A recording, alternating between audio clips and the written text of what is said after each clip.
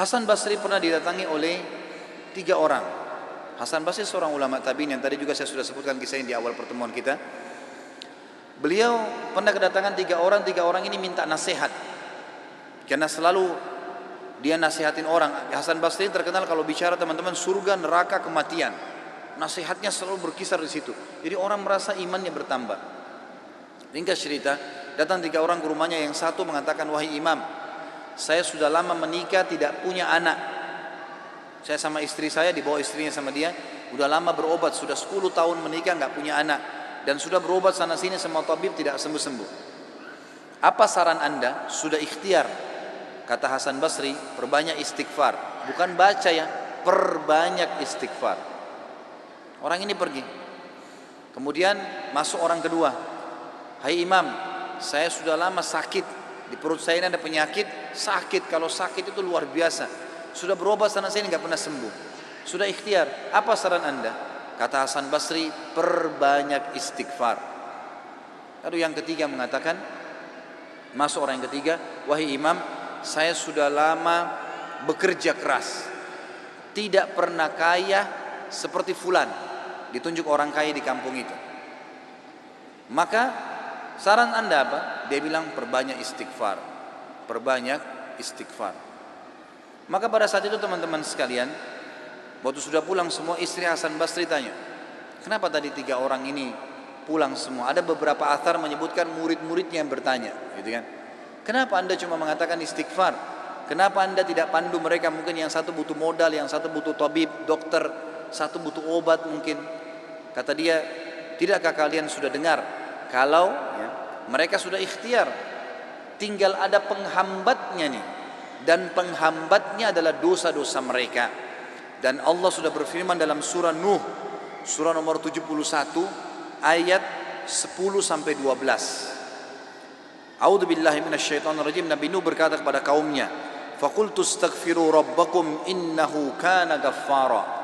Aku berkata kepada mereka, Nabi Nuh berkata kepada kaumnya, istighfarlah kalian, mohon ampunlah pada Tuhan kalian, karena dia maha pengampun, dia suka kalau kalian tobat tuh.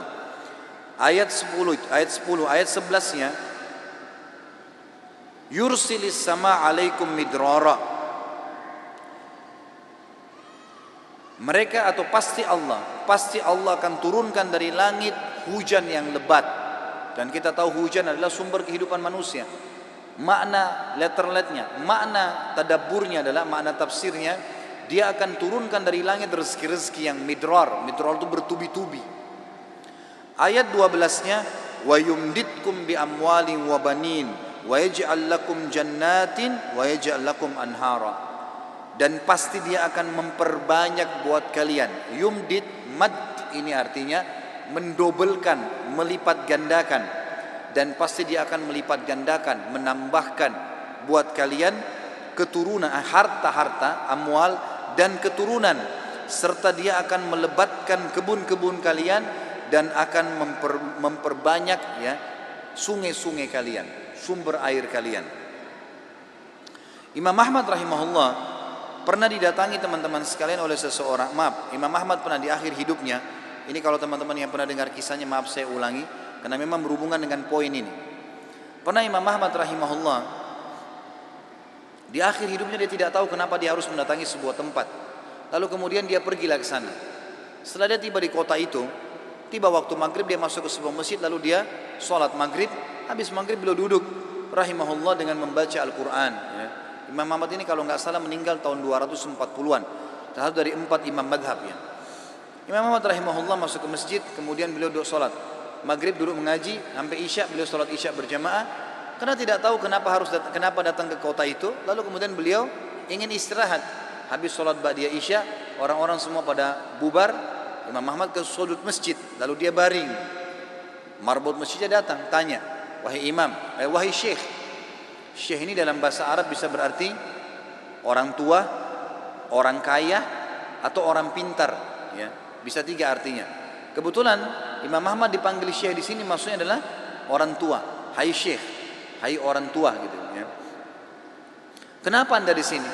Kata Imam Ahmad, saya mau istirahat, saya musafir, nggak ada kenalan. Kata dia tidak bisa di masjid. Anda harus keluar dari masjid. Lalu kemudian disuruh keluar. Kata Imam Ahmad, saya didorong-dorong dari masjid, keluar dari masjid.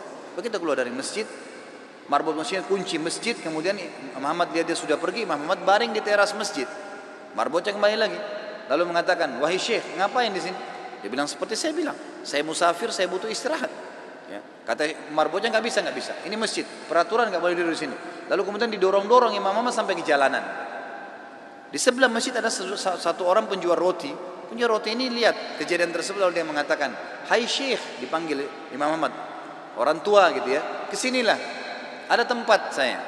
Datanglah dia, Imam Ahmad, lalu Imam Ahmad berkata, orang itu berkata, ini tempat saya usaha jual roti. Di belakang saya jual roti ini ada kamar saya biasa istirahat. Rumah saya tidak jauh dari sini. Anda boleh istirahat. Besok pagi Anda boleh pergi. Dia bilang baik. Jazakallah khair. Imam Ahmad duduk. Imam Ahmad ini karena zaman dulu nggak ada foto, orang nggak tahu wajahnya orang, cuma kenal nama. Nggak kita sekarang bisa lihat fotonya, bisa tahu orangnya gitu. Imam Ahmad bilang ada satu kegiatan orang ini yang unik. Setiap kali orang ini pecahin telur, ambil gandum, ya, tepung, kemudian taruh garam, diaduk, selalu astaghfirullah wa atubu ilaih, astaghfirullah wa atubu ilaih, terus astaghfirullah wa atubu ilaih, terus dia mengucapkan itu. Maka yang terjadi adalah Imam Ahmad bertanya, berapa lama kau amalkan ini? Sudah berapa lama kau amalkan? Kebetulan Imam Ahmad ini di akhir hidupnya ya, sudah sangat tua. Orang ini juga seumur Imam Ahmad. Dia bilang sudah lama, dari saya masih muda. Kata Imam Ahmad, apa hasilnya istighfarmu ini? Dia bilang semua yang saya minta sama Allah dikabulkan. Apa saja?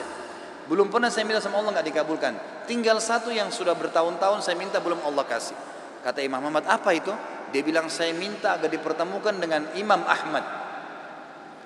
Maka Imam Ahmad bertakbir mengatakan Allahu Akbar. Karena istighfarmu inilah ya, Allah subhanahu wa ta'ala mengutus saya datang ke kotamu ini dan saya tidak tahu kenapa saya datang. Karena istighfarmu lah marbot masjid melarang saya tidur di masjid dan saya didorong-dorong.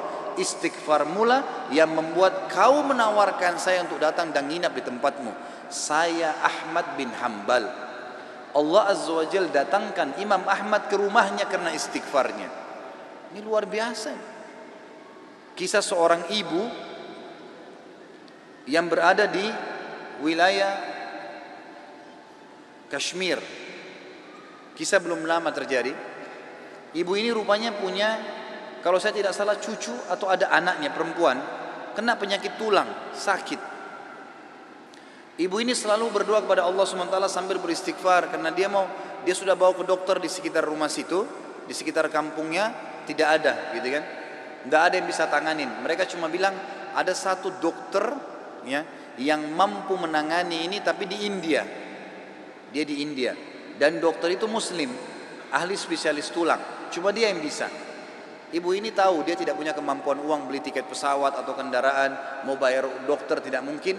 Maka ibu ini memperbanyak doa dan istighfar. Selalu istighfar kepada Allah. Ya Allah, kalau ada dosa maafkanlah, sembuhkan anak ini. Ya Allah, pertemukan sama dokter itu, mudahkan supaya anak saya ini berobat. Ringkas cerita, dokter yang tadi jadi target ini keluar dari India. Ada acara, dia naik pesawat melewatin wilayah Kashmir tadi itu. Tiba-tiba pilotnya bilang, pesawat ini badai, lagi hujan deras, tidak bisa pesawat lanjut nih, harus turun di wilayah itu. Turunlah pesawat itu. Begitu turun, tiba di bandara, kata dokternya, saya harus, ini ada seminar, saya harus hadiri. Berapa jauh dari sini? Orang itu bilang target Anda sekitar 4 jam dari sini. Kata dokter, baik, saya mau sewa mobil.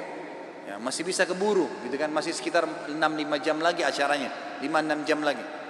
Begitu dia sewa mobil, jalan sedikit dari bandara, ternyata ya, hujan makin keras. Kata supirnya, nggak bisa kita jalan. Kalau jalan ini paksa ini bisa kita dihancurin oleh badai. Kata dokternya, baiklah kita istirahat. Mampir di pinggir, mampir ke sebuah rumah. Rumah itu rumah tua, rumah kayu. Lalu tabibnya ini, dokternya ini naik ke rumah itu, berteduh, ketuk-ketuk, ucapin salam, dijawab waalaikumsalam. Keluarlah seorang ibu. Lalu kemudian dokter ini bilang, maaf, kami ini musafir, hujan lebat, bisa berteduh di sini? Kata ibunya, silahkan. Lalu ibunya itu mengambilkan minuman, dihidangkan minuman. Waktu sementara duduk di ruang tamu, anak perempuan si ibu ini lagi nangis-nangis kesakitan tulangnya. Ini ibu yang tadi sakit tulang. Ini dokter yang jadi target sampai di rumahnya. Lalu kemudian dia berkata tabib ini, kenapa anaknya ibu? Dia bilang sakit tulang. Kenapa kok sakit? Kenapa nggak dibawa ke dokter? Sudah. Tapi kata dokter semua tidak bisa sembuh. Dan dokter yang bisa tangani cuma seorang dokter di India namanya Fulan. Disebutkan namanya dokter ini. Dokternya tiba-tiba nangis lalu berkata, segala puji bagi Allah subhanallah yang telah mendatangkan saya ke rumah ibu. Saya ini dokter yang ibu sedang targetkan. Allah datangkan dokter itu ke rumahnya justru karena istighfarnya, karena doanya kepada Allah SWT. Tidak pakai biaya, malah dokter itu biayai gratis dan datang ke rumahnya. Seperti itu, dan banyak ribuan kisah begini teman-teman sekalian yang berhubungan dengan istighfar.